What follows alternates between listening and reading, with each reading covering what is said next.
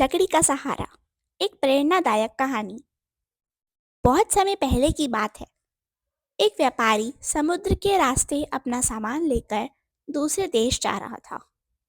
उसका जहाज विशाल था और उसमें अनगिनत सामान भरा हुआ था। व्यापारी खुश था कि यह व्यापार उसकी जिंदगी बदल देगा।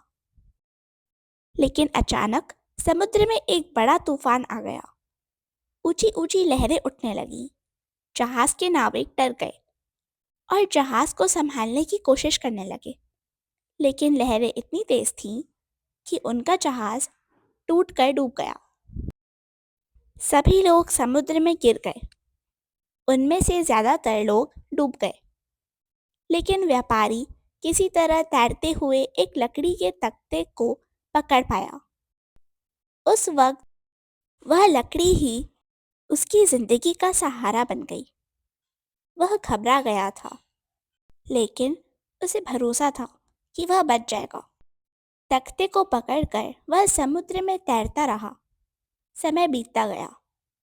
पहले दिन उसे उम्मीद थी कि कोई जहाज आकर उसे बचा लेगा।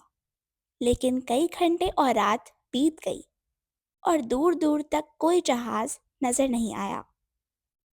दूसरे दिन सूरज की तेज धूप और भूख ने व्यापारी को कमजोर कर दिया। वह थक गया और सोचने लगा, इस लकड़ी का सहारा लेने का कोई फायदा नहीं। यह मुझे कहीं नहीं ले जा रही।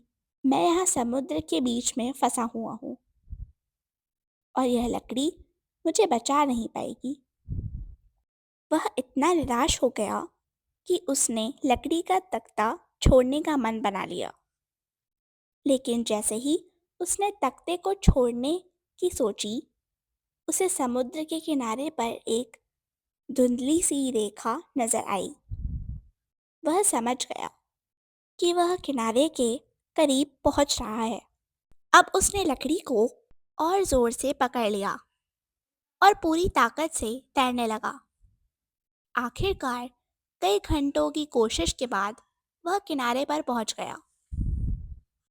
वह थका हुआ था, लेकिन जिंदा था। जब उसने किनारे पर बैठकर अपने अनुभव के बारे में सोचा, तो उसे एहसास हुआ कि वह लकड़ी का तख्ता, जिसे वह बेकार समझ रहा था, वह उसकी जान बचाने का कारण बना।